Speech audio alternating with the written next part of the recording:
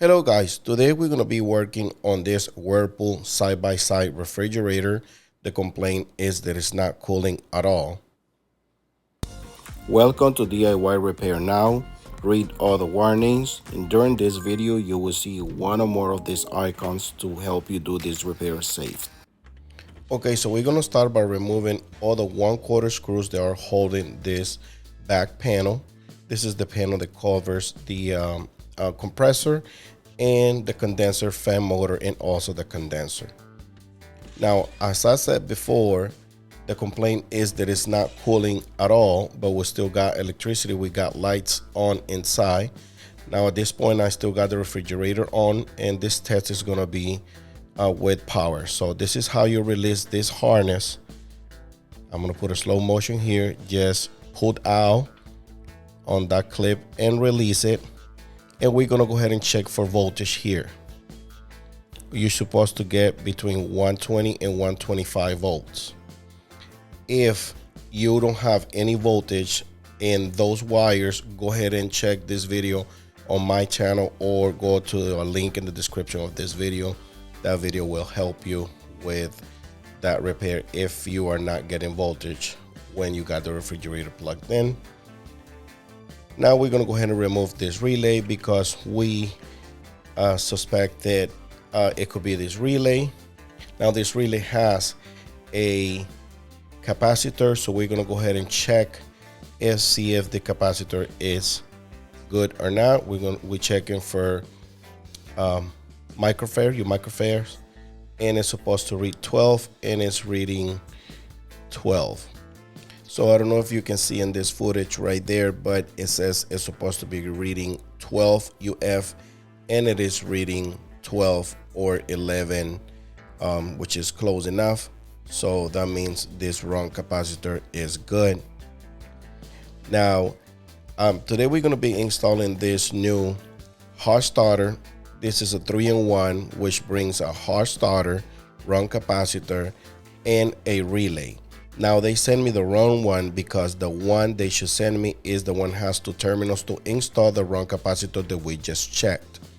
So I'm gonna go ahead and install this one. In case they send you the wrong one, I'm gonna go ahead and leave all the footage in case you have to do a modification like I'm gonna go ahead and do in this scenario, because I'm being ordering the right one, but they keep sending me the wrong one, so I have to make it work. But if you want to see how to install the right one, there's another video on my channel, the one you see on the screen right now. In that video, I show you how to check the compressor with more details, how to check the windings, how to check the relay, and how to check the capacitor as well. So go ahead and check the video. Now I'm going to leave you an explanation in how this the difference between these two relays. Okay guys, in this video I'm gonna go ahead and show you the difference between the capacitor that I'm gonna be using on this Whirlpool refrigerator and the one I ordered but they send me the wrong one. So this might happen to you, and this is the reason why I'm gonna go ahead and leave everything, all the footage, in case they send you the wrong one like they did to me in the past two orders, because the part number is very similar. It will end on 0410, so I think it changes a letter or something. I'm gonna go ahead and explain to you that later on this video, but this is the difference. The one they send me, it's a 3-in-1. 3-in-1 stands for relay, run capacitor, and hot starter. So these two lines, they are separate from the other three. So we have two black lines on this side and 3 lines on this one, which one of them is black, red, and white. These 2 lines on this side will go to the main power, which is the 120 volts that you're gonna be cutting, which I'm gonna show you that in a little bit when I'm installing it to this Whirlpool refrigerator. How do we get 120 volts on this side? The black line will go to the C, which stands for common on the compressor.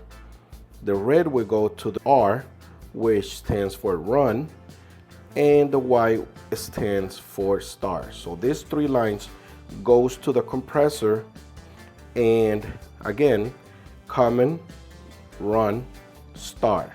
In the compressor, you will see it as a CRS.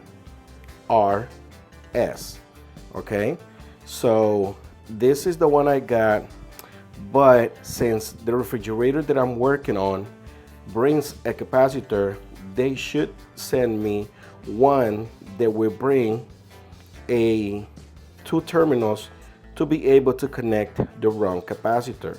So I'm gonna go ahead and show you the one they should send me, and later on in this video when I'm installing this one, I'm gonna go ahead and show you how to make this one work with the wrong capacitor in case they send you the wrong one like they did to me. Here we have an example of the one they should send me. It's pretty much the same thing as you see. It brings the two black cables that goes for power, 120 volts, and brings black for common, red for run, and white for start. Now, as you can see, this one does brings the two terminals for the wrong capacitor. This is the wrong capacitor. So if your compressor brings a wrong capacitor, you will see it on the relay.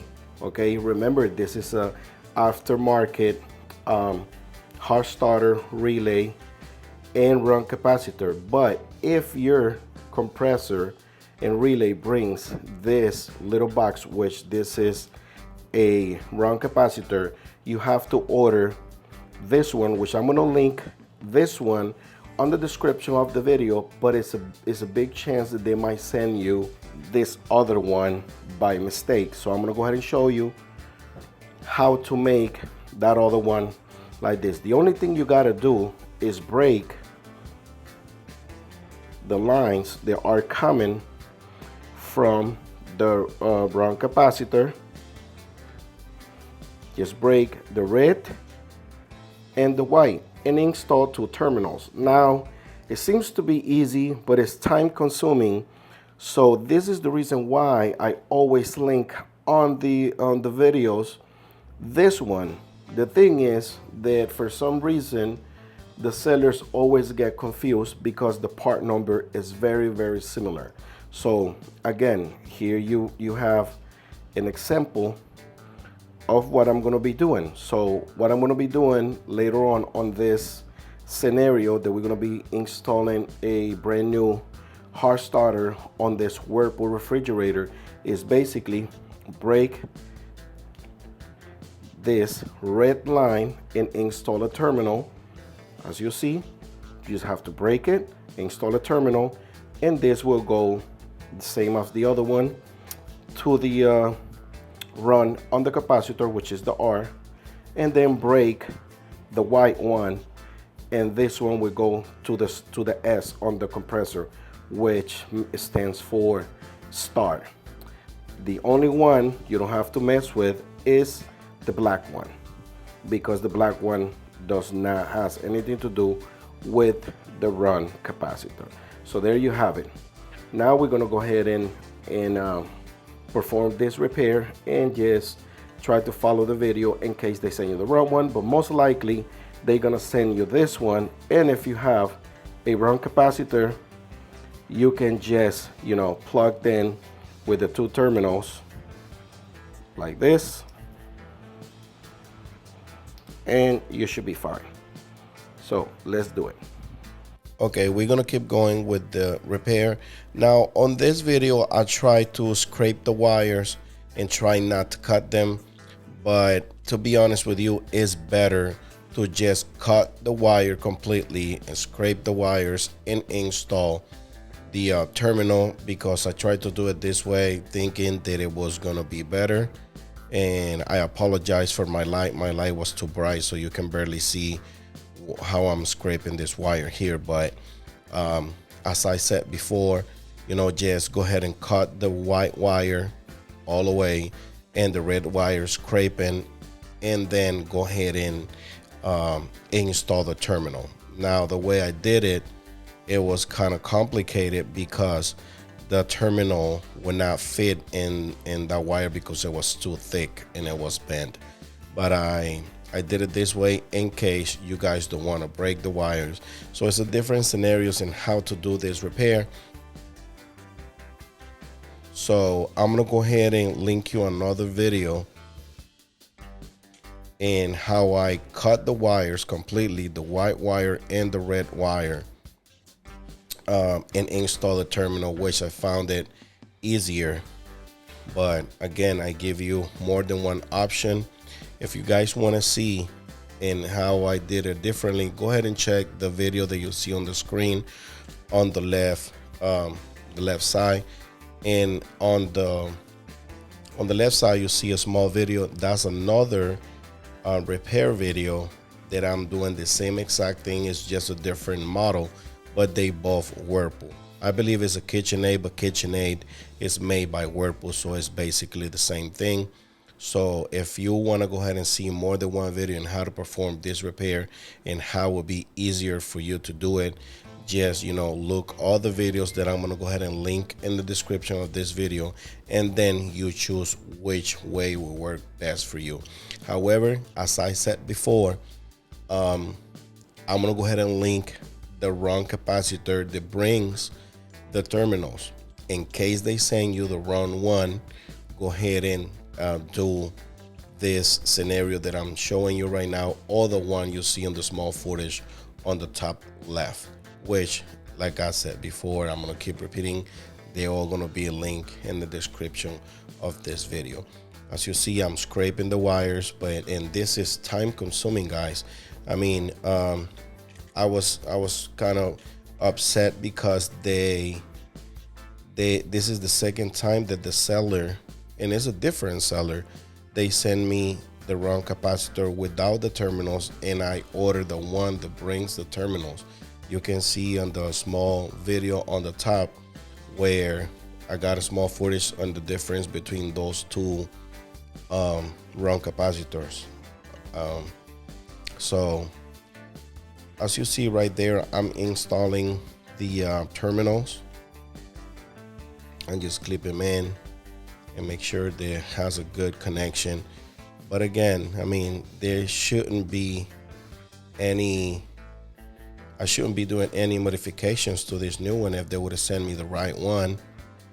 And it makes this video a little complicated too, but I was just gonna put it like I got the right one, but I was like, I don't know, maybe they can get the wrong one too, and I give you a solution for it.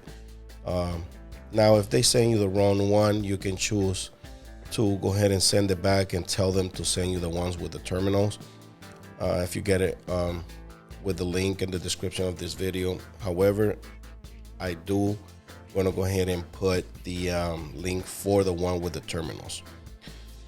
So as you see right there, I got the terminals connected. I'm putting the wrong capacitor in place. If your relay that it's on the compressor does not bring any relay, you don't have to worry about installing any relays. Just put the hot starter and that should be fine. But 95% of the time, you will see a wrong capacitor on the relay or right next to the relay. So what I'm doing now is putting a electrical tape around the terminals because I don't want these terminals to be exposed to touch any metal on the refrigerator and create a shortage. So just put some black tape, electrical tape around the terminals to cover them up really nice to avoid any electric shock or any shortage.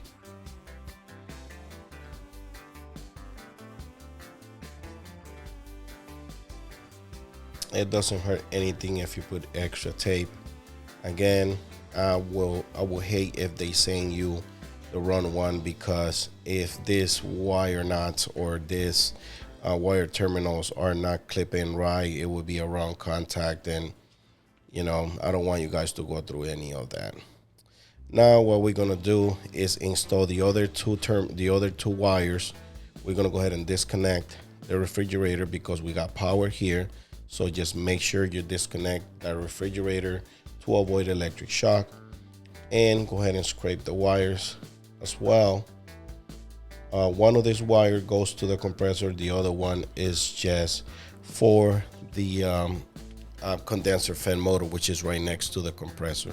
Another thing that I want to mention to you guys is that if the compressor is not running, but when you put your hand on it, it's hot, this is an indication that it could be the run capacitor or a freon leak. The run capacitor also brings a diagram, and the package also brings a diagram. Also take pictures before you disconnect any wirings to remember where everything was. But in this scenario, the paperwork shows you how to connect. It gives you instructions how to connect and install the new hot starter. So it's very self-explanatory. The only thing that it could get complicated is the those terminals for the run capacitor. Now we go ahead and install the two wires that supplies the 120 volts to the relay, and now we're going to connect the 3 wires in on the compressor. If you look close to the compressor or take a picture to your phone, you will see commons C for common, S for start, and R for run. And as you see right there, Y is start, red is run, and black is common. You can also just put the picture of the diagram right next to it and make sure you got it right. As you see it right there, just comparing everything, make sure I got everything right. And now we're gonna go ahead and put our multimeter to read amperage. And as you see, when it starts, it gives you like 1.9. But when the compressor is running, I would like to have it between 1.1 and 1.5, around there. Also, you need to make sure those coils are clean, because that's the reason why this relay goes bad. You have to remove this from bottom panel to be able to access to the coils and clean those coils in the front. You don't have to clean them in the back. Most of the dust is on the front of the refrigerator, as I show you in that picture. Now, if you don't have any multimeter or anything like that, just go ahead and take a shot. This relay is inexpensive. You know, it's about $10-15, so it's worth a try. As you see, I'm getting 1.5, 1.4, so that should be okay. If you get more than that, as you see right there, 1.5. If you get more than that, go ahead and check this other video. I know it says time to replace your refrigerator, but that means you might have if the compressor is running, if you can hear the compressor running, that means you have a freon leak, which most likely is not repairable, but there's another video in case you're running that situation. Also, sometimes the compressor will tell you what would be the maximum amperes that your refrigerator should be run into. But, you know, if you don't have a multimeter, you don't know how to read ohms or amperage, go ahead and just replace the hot starter. Most likely they're gonna send you the hopefully they send you the right run capacitor or hot starter, however they want to call it, and it will be a very easy repair for you. Then we're gonna go ahead and put the back panel back in place. At this point, we're pretty much done. If this video helped you in any way, please give us a thumbs up, subscribe to our channel, and turn on the bell to receive notification. Thanks for watching.